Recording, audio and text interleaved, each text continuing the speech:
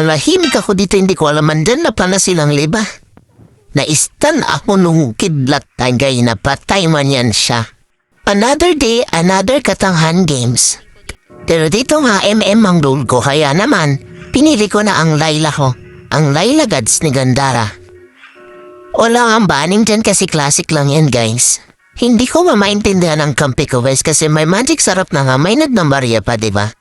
Kanseran yan sinang dalawa.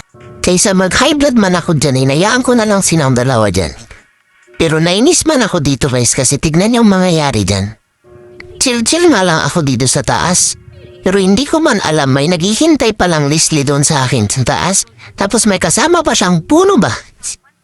Kaya kakaumpisa lang ng laro pero nagbubuga na sila doon sa gitna. Pero dito Gina talaga manalo ang kalaban namin, guys, kasi kahit classic lang man ba ito, nambubugbog yung mga kalaban namin dyan.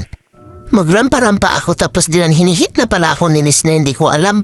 Kaya ayan, nag-low health agad si Gandara. Takbo! Mag-emote-emote pa ako dito kasi naiyak ma ako, talaga masakit ang damage ni Leslie, diba?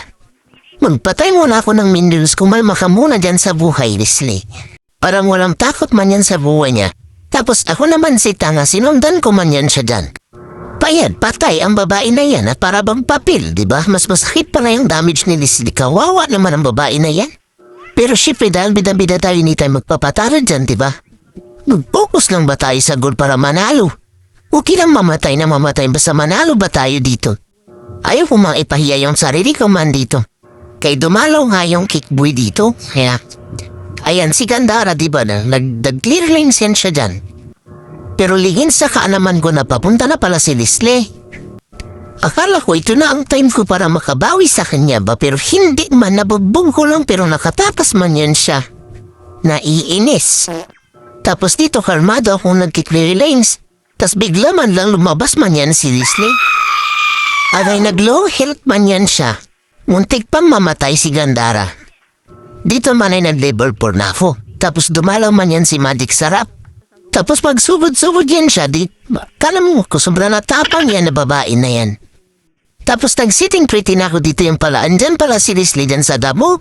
Tapos binubugbog na ako be. Tapos mag-atakbo na ako ba kasi masakit na yung damage niya. Kaya iniwanan man ako ni Magic Sarap. Tapos dito, uwi na sana ako, guys. Pero dumating man yung mga minions, kaya hindi ba ako nakauwi, tas biglang nag-is-isilis ni ayan na patay. Humahabol pa talaga yung taong puno. Ano ba gusto mo? Madouble dead yan siya. Pusang tapang ni Boy Kid, sinugod ang kidlat at yung taong puno ay muntik na makita si San Pedro. Ayan, takbo. Buti na lang at dumating si Magic Sarap ko hindi na tusta ka talaga. Ay bading nag-aagawan ng bop ang mga tao na yan, kaya ayan si Gandara mag-fihit-fihit yan siya dyan.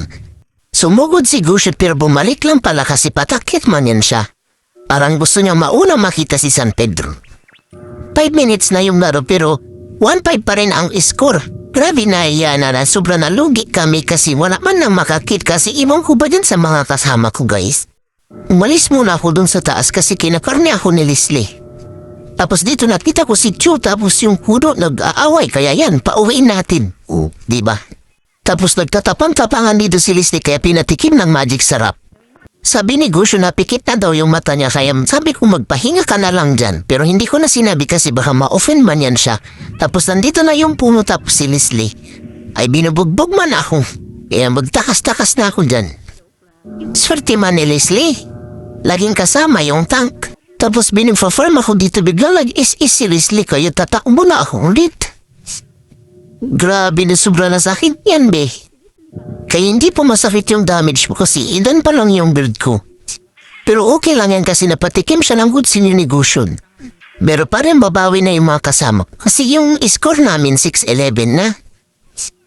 Tapos nag-meet up si Gushon at kidlat dun sa taas kaya binugbog man siya kasi tatlo pala yung nandoon. Kaya kawawa kasi pinauwi agad. Nalahimik ako dito hindi ko alam andyan na pala silang liba. Naistan ako nung kidlat tagay na patay man yan siya.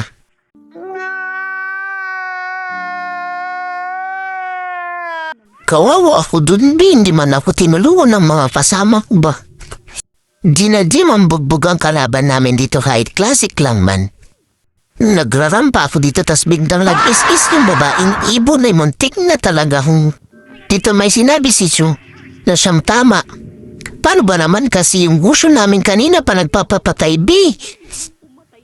Nasabihan ko tuloy na galaw-gaw. Hindi ako makapag-breathe na maayos dito guys kasi wala man kaming front. Yung front namin si Chu.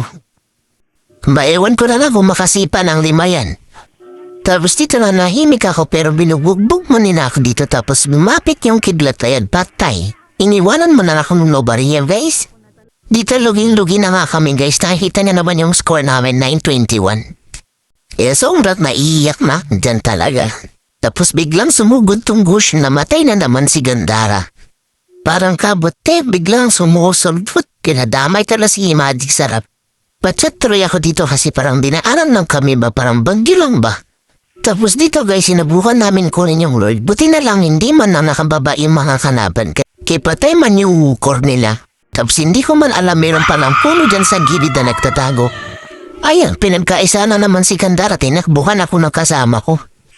Ang kawawa talaga ako dito kasi hindi man ako nakabawi. Pero okay lang yan kasi maganda yung kalalabasan yan. Akala ko dito bag happy-happy na kami kasi may Lord kami pero parang wala na naman palang silbi yung Lord. Pero hindi pa rin kami nadala kaya nag-dood kami ulit. Though this time, for sure na to win na. Tapos dito sinusubukan pa rin ni Gusyo na agawin yung Lord kaya ayan natusta siya ng is-is ko. Tapos sobrang happy na ng mga kampi ko dito. Huwag kayong masyadong matuwa baka mabalik pa yan sige matalo tayo dito. Akala ko mababaliktad pa kami dito pero sige pinush ko na to. Para sure win na. O diba?